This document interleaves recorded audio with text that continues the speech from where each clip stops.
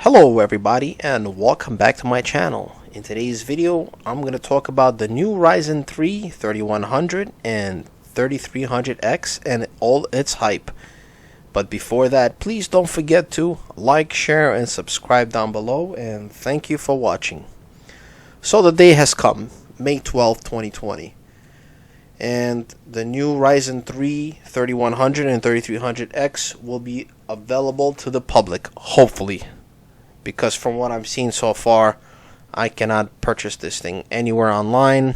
It's when you even type this thing in and search, like Newegg or Amazon, I don't even see it listed. Forget about even pre-ordering this thing. But I guess due to the current situation in the world, it'll probably be pretty tough to get these bad boys, especially at this price.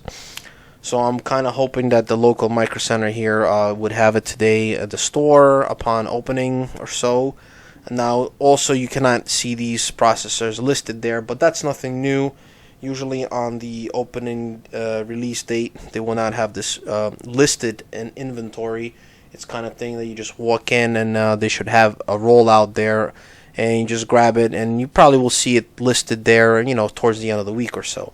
So that's what I'm hoping for. I'm very excited about these new Ryzen chips.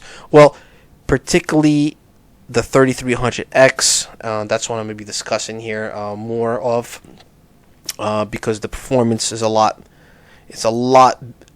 better than in gaming than the 3100. Now, the 3100 is also a pretty decent processor, especially for multitasking. But when it comes to gaming, I definitely would not recommend this thing, especially when there's only $20 difference. From what I'm seeing so far, the test benchmarks between the two, I mean, there's a big difference, and this thing is like, I mean, quite a bit off when it comes to the gaming, the 3100. Now, I know the other benchmarks are good because of the 4 cores and 8 threads. But again, I'm just going to be comparing the Ryzen 3 3300X with the i5 9400F, because as you've seen, it does state here that this thing is so powerful that it could defeat the Intel Core i5, and they're talking about the 9400F. Now, yes, that is true when it comes to all the other benchmarks because of the 8 threads, and as you know, the Core i5 is only 6 cores and it doesn't have, you know, multi-threads. And that would make sense, and in my opinion, I don't think that's even a fair match. But when it comes to gaming, no, not at all. The 9400F still holds the edge, and it seems like it beats out every test out there in almost every game. It does noticeably have higher FPS, the i5 9400F, and that's what I want to talk about, the hype, you know, because they're also saying that this thing is $20 less, and yes, from the release date, yeah, but from the release date, yes, the 9400F was retailed from $140 to $160 or so, but now at the local stores like the Micro Center here, you could find it brand new for $120. So in my opinion, price to price, they're pretty much the same price. You know, I don't care about $20. In my case, it is $120 brand new all day long for almost a year at the store here. So that's what I'm looking at, and so the price is about the same.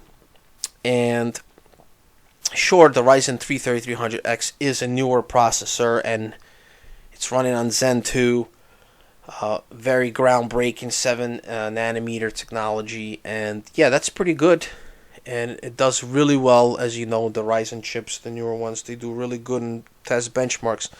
But at the end of the day, the 9400F beats out the Ryzen 3 3300X in majority of the game and test benchmarks.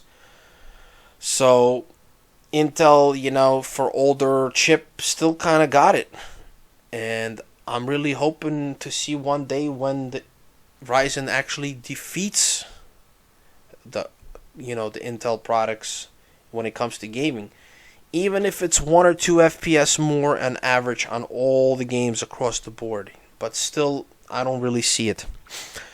And also, I think it's an unfair comparison, the 3300X versus the i5 9400F, especially when the new i3s are coming out, the 10th gen, and that'll be the real, test of AMD. That's what we really got to put it together against to see the true performance of the newest technology out there.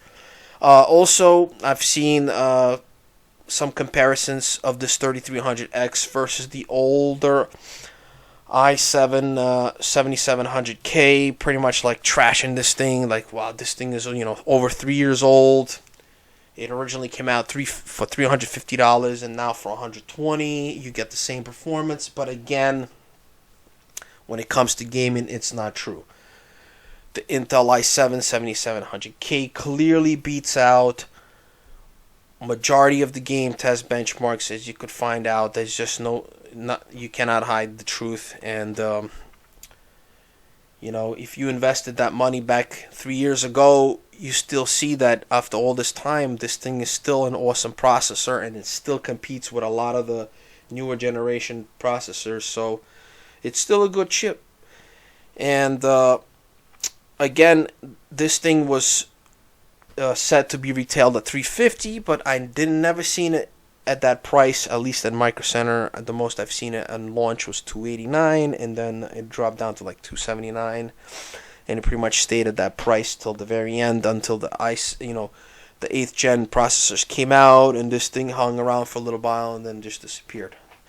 So the i7 7700K still got it, and if you invested your money into this thing like 3 years ago or so, 3.5 years ago, it's still worth while keeping this chip, in my opinion.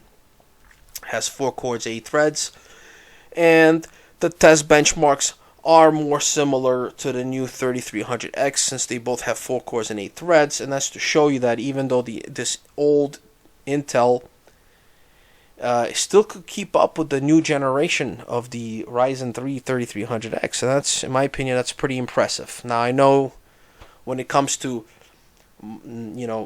overall price value, yes, the Ryzen 3 3300X is a better deal. I mean, nobody's gonna go and buy the i7 7700K right now.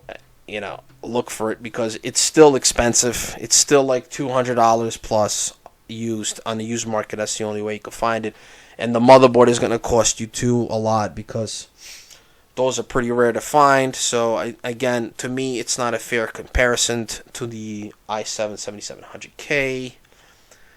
But yeah, we'll see what happens when the new generation Intel's coming out, and I'm sure they're coming out soon. They better hurry up, because AMD is really kicking butt. And I just wanted to show you a different perspective, that, they're coming close. AMD is right there when it comes to gaming. Just 5 to 10% difference in FPS when it comes to gaming, but they're almost there, and, they're really closing in the market. But if the new Intels come out, the 10th gen, and they add even more FPS to the 9th gen processors, man, I don't know what's gonna happen. Then we really have to wait for the new Ryzen 4s or whatever the next generation is, to see what's gonna happen there. But yeah, so that's pretty much it. Just want to give you my input. Let me know what you think. Leave any comments down below. Really like what you think. Is all the hype really necessary for this Ryzen 3 3300X? I don't know. You be the judge. So that's pretty much it for today's video. So stay tuned for more benchmarks coming up. Hopefully I'll get my hands on this 3300X in the next day or two.